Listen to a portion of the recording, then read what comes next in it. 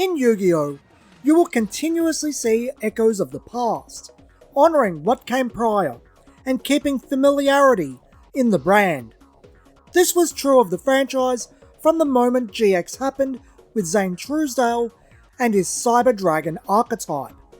Cyber Dragons were designed to invoke the aura of the popular Blue Eyes White Dragon, while the Obelisk Blue House uniform was designed to invoke Seto Kaiba's attire from the Battle City story arc. Competitively viable since its 2005 release in Cybernetic Revolution, pushed in the anime, and easily marketable itself, the Cyber Dragon archetype has seen constant support over the last 2 decades. Today, we talk about the top 10 Cyber Dragon cards. But before we get to the topic of today, if you like today's video, be sure to share it, like, and subscribe. It helps the channel out a lot. Also be sure to check out my card game, Hyperjuken. Now with 2 sets released, the playable roster is up to 6. Fight to be the Cosmic Champion. Sometimes cards aren't good because of what they do, but rather because of what they cost. And that includes the card we start this list with, Chimeratech Megaflight Dragon.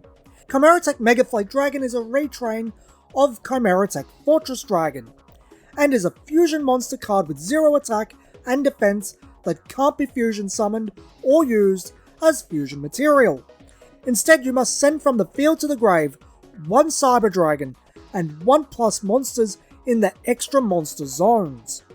Finally, the original attack is equal to 1200 times the number of materials that was used to summon it, so it has a maximum attack of 3600.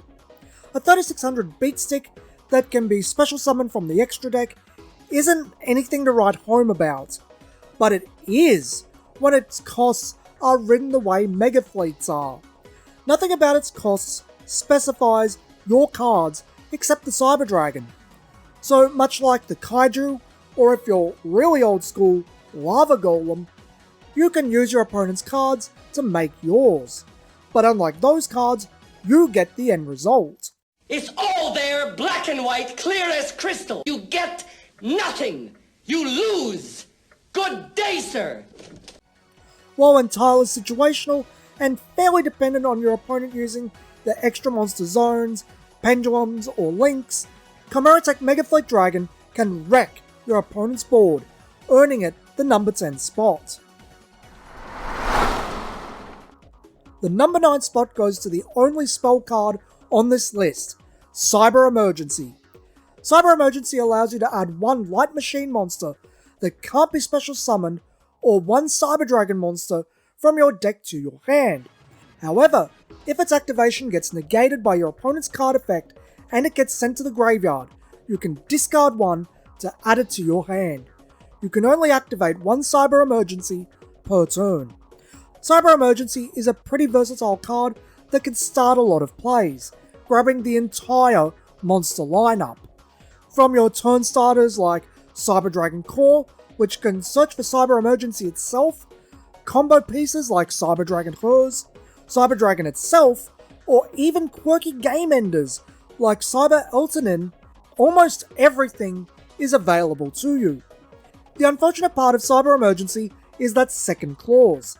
It doesn't work versus the meta the way you'd like. The most common card you'd have negate Cyber Emergency is Ash Blossom and Joyous Spring, which negates effects, not activations. Cyber Emergency's effect can't trigger.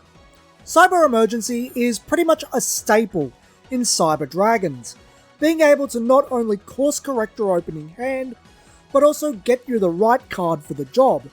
Yes, it has its quirks versus Ash Blossom, but Cyber Emergency still cements its place not only in the Cyber Dragon archetype, but on this list with the number 9 spot.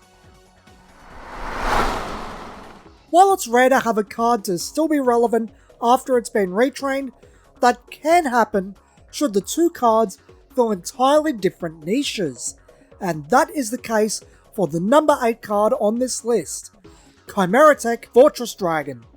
With Fortress being the base form of Megaflight, it is incredibly similar to its retrain, but instead of using Cyber Dragon and monsters from the extra monster zones, it uses Cyber Dragon and machines. Instead of 1200 attack and a cap of 3600, its original attack is 1000 times the number of materials used to summon it, with a cap of 12,000. Chimeratech Fortress Dragon is also situational and dependent on matchup like Megaflight, but this time for machines and mirror matches. Fortress is also capable of far more damage, both in terms of how it wrecks your opponent's board and its ability to reach higher power levels. Chimeratech Fortress Dragon is also easier to build into, as you can use Clockwork Knight, DNA Surgery, or Jizukiru, the star-destroying kaiju, to make sure your opponent has machines on board, then turn them into the Fortress Dragon. Let's play that Gene Wilder clip again. It's all there, black and white, clear as crystal. You get nothing. You lose. Good day, sir. A great answer to certain situations, to include in your extra deck, or a build-around card that can be quite annoying to your opponent. Chimeratech Fortress Dragon easily takes the number 8 spot on this list. The number 7 card on this list is an upgrade of a card not on the list, and this card mentions that card by name. So this slot will be a tiny bit of a twofer, most value. The number 7 card is Cyber Dragon Infinity. Cyber Dragon Infinity is a rank 6 Xyz monster with the base Cyber Dragon stats of 2100 attack and 1600 defense that is made by overlaying 3 level 6 light machine monsters, but can also be summoned by using Cyber Dragon Nova as material, wherein the materials under Nova are transferred to Infinity. Before we get to Infinity proper, we need to quickly touch on Cyber Dragon Nova. Cyber Dragon Nova is a rank 5 Xyz machine monster with standard Cyber Dragon stats, 2100 attack and 1600 defense, made with 2 level 5 machine monsters. While the intent is to use Cyber Dragon and Cyber Dragon Dry to Xyz summon Nova, as Dry can become level 5 and is a machine, it's more common to use Galaxy Soldier, as it searches for an additional copy, doesn't use your normal summon, and can pitch cards such as Cyber Dragon Whirs to use their effects when sent to or inside of the graveyard. But back to Infinity. Cyber Dragon Infinity gains 200 attack for each material attached to it, so unless you use either Nova or Infinity's effects, base 2700 attack. Cyber Dragon Infinity can also attach monsters from the board in attack position to itself, giving it the board clearing ability of Cyber Twin Dragon without needing to hit over anything, all the while empowering itself and recharging. On top of that, by attaching that card to Infinity, it's been completely removed from your opponent's control. Finally, once per turn you can detach material to negate the activation of a card or effect and destroy it. It can't be understated how useful that is in terms of control, but more so in Cyber Dragons with the graveyard synergy the deck has. Cyber Dragon Infinity has a lot of pros and cons to it, all based around how the game of Yu-Gi-Oh! Has evolved. The battle phase and cards related to things happening inside of the battle phase, such as Mirror Force and Sakuretsuama, becoming far less relevant, while protection from targeting and effects became more common.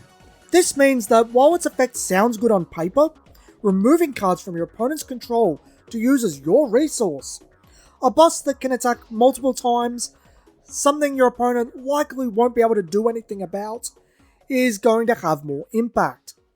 This isn't to say Cyber Dragon Infinity is a bad card. Just as time progresses and things change, how much benefit a card gives changes. Cyber Dragon Infinity just isn't as strong as it once was, and that needs to be acknowledged. But it still has its time and place depending on the scenario you should find yourself in. It's still a worthwhile option to pack in your extra deck and a card worthy of the number 7 spot. Our number 6 card is the first support monster for Cyber Dragon on this list, Cyber Dragon Hose. Cyber Dragon Hose is a level 1 machine monster with 100 attack and defense that is considered to be Cyber Dragon on your field or in your graveyard. If it is special summoned, you can make it level 5 until the end of the turn, but you cannot special summon monsters except machine monsters that turn. Also, if it's sent to your graveyard, you can add another Cyber Dragon from your deck or graveyard to your hand. You can only use one of these effects per turn and only once per turn. Cyber Dragon Hose helps facilitate a lot of different plays in different ways, starting with being a low power machine monster named Cyber Dragon, the perfect target for machine duplication. Special summon 2 original Cyber Dragons, and from there, any number of Cyber Dragon extra deck monsters. This is true of Hers, Core, and Nashta, but consistency via redundancy isn't a bad thing. Hers also helps get out Cyber Dragon Infinity. If it's special summoned, probably via Core or Rev system, it becomes level 5. Get out another level 5 light machine, probably Galaxy Soldier, overlay into Nova, then finally into Infinity. Cyber Dragon Hers also turns discards into net zeros or +1s by gaining a Cyber Dragon from the deck or graveyard when it is sent to the graveyard. The latter of which being really notable with the volume of cards that become Cyber Dragon while in the graveyard, but it can also become a +1 off of effects that would send it from the deck to the graveyard, or even from just link summoning Cyber Dragon Sega or fusing into something. Helps mitigate the costs and keeps the deck's momentum going. Cyber Dragon Hers offers Cyber Dragons a lot of benefits, being an extender, a recovery card, and highly synergistic to other cards like Cyber Dragon Nashta. It's hard to imagine Cyber Dragons without Hers, and that gives it the number 6 spot on this list. For number 5, we turn our attention to the sole Link monster on this list, Cyber Dragon Sega. Cyber Dragon Sega is a Link 2 machine monster with 2100 attack and 1600 defense made with 2 machine monsters, including 1 Cyber Dragon. It's Cyber Dragon while on your field and in your graveyard. During the battle phase, once per turn, if Sega hasn't made an attack, you can give another machine monster you control with 2100 or more attack another 2100 attack, but neither player takes battle damage from Sega's attack that turn. Sega is fairly easy to summon, given the amount of special summoning going on in Cyber Dragon and the multitude of other monsters considered to be Cyber Dragon while on the field. But the real thing of note is how it interacts with multi-attackers such as Cyber Twin Dragon and Chimeratech Rampage Dragon. Sega can't deal damage to life points, but it can still destroy monsters. Meanwhile, it can pump up either Cyber Twin Dragon or Chimeratech Rampage Dragon by close enough to what Power Bond would have done without the recoil damage and consistently, or what limiter removal would have done without losing your board afterwards. From there, they can either clean up your opponent's board or go in for the kill. 4900 twice with Twin, or 4200 3 times with Rampage, is pretty darn deadly. What Cyber Dragon Sega offers is balance. Instead of going all in, you put in a little more effort for less and get to use the effect consistently. That's why it's a winner and takes the number 5 spot. Our number 4 card on this list has the distinction of being one of the most overshadowed cards in the archetype in terms of general audiences. The number 4 card is something I've mentioned a bit now, Cyber Twin Dragon. Cyber Twin Dragon is a fusion of 2 Cyber Dragons, and the fusion summon must be done with those materials. This is something that is very easy to fulfill, as many Cyber Dragon support monsters, including ones on this list, are considered to be Cyber Dragon on the field and in the graveyard. Cyber Twin Dragon's effect allows it to attack twice during the battle phase, and that's your lot. In 2005, Cyber End Dragon was the far more notable card of the two Cyber Dragon fusions.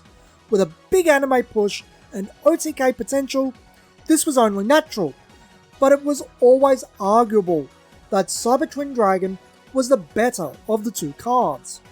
Cyber Twin Dragon not only takes one less resource to create, but it takes a far more pragmatic approach, and offers a lot more than it appears on face value. It can break down your opponent's board by battle, being able to take down 40% of their main monster zones per battle phase. This adds up over time, provided it isn't dealt with itself, and can provide constant threat with its respectable 2800 attack. Cyber Twin Dragon is also fully compatible with Power Bond, so if there is an opening after your initial attack, 5600 damage could be enough to win the game. Alternatively, just attack directly twice. It is 11,200 damage, still well and truly over that OTK threshold. Definitely not the most exciting card on this list. Cyber Twin Dragon still offers a lot, and its simplicity over other cards such as Chimeratech Overdragon earns it the number 4 spot. According to my spell checker, our number 3 card is spelt wrong. It should have an umlaut over the A. That card is Cyber Dragon Nashta.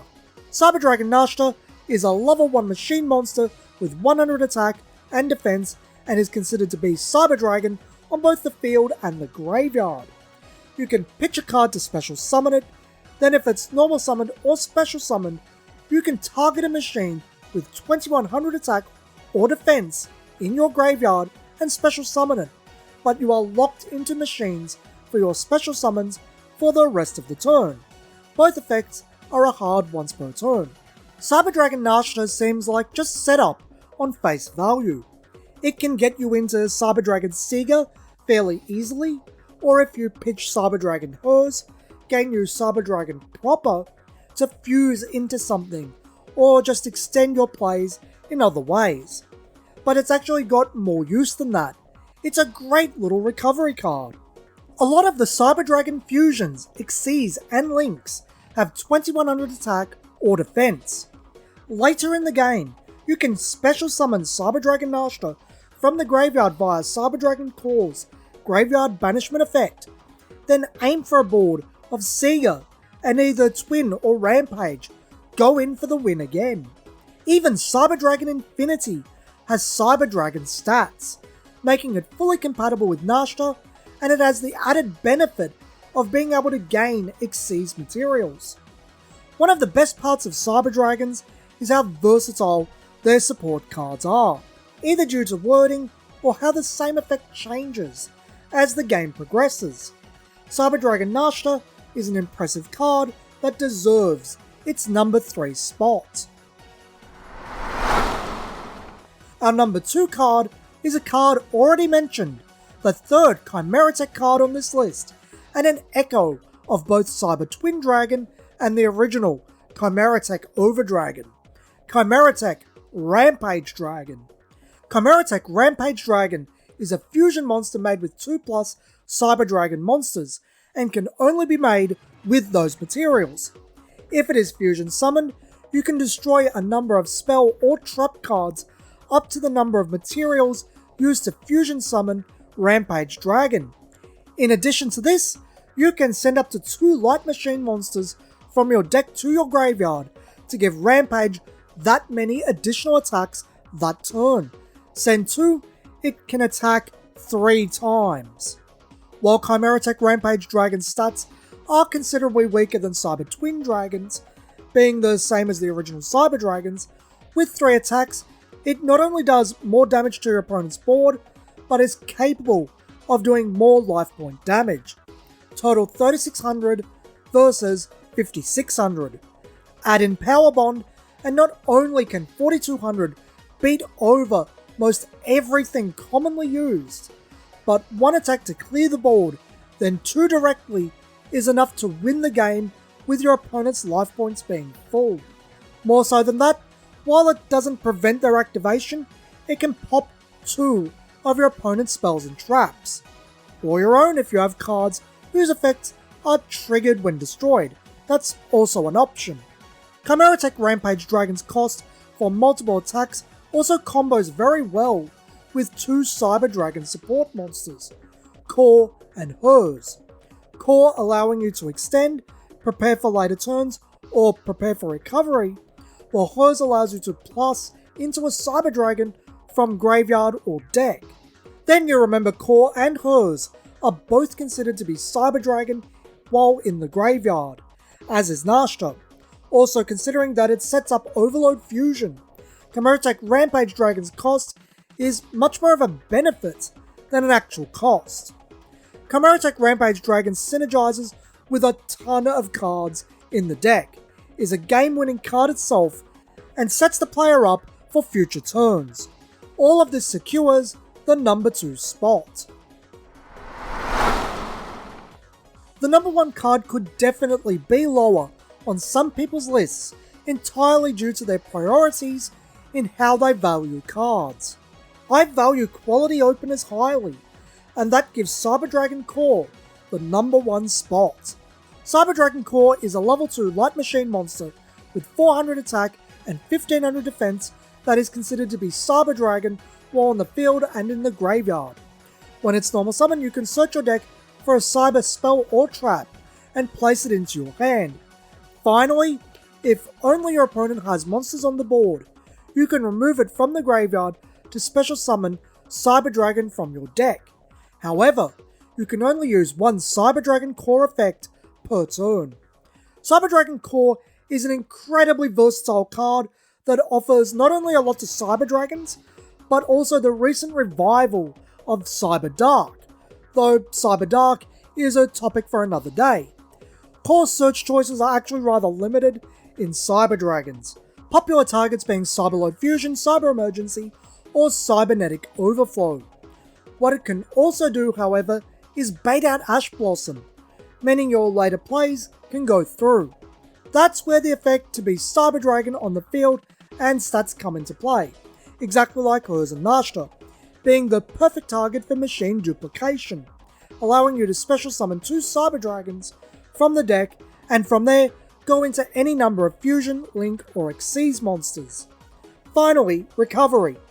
Most Cyber Dragon cards need Cyber Dragon, which you can get free by removing Core from the grave, where it is gone but not forgotten thanks to Cyberload Fusion. Cyber Dragon Core is a fantastic little card, where Cyber Dragon as an archetype might have to get a new boss monster in time to keep it on the level of other decks. Cyber Dragon Core can only get better as new cyber spells and traps are created, not only keeping its place in the deck, but keeping it at the number 1 spot. So what do you think of the list? Any cards you think should be here? Say so in the comments. Till next time friends, this has been Some Gamer Dude, and thanks for watching.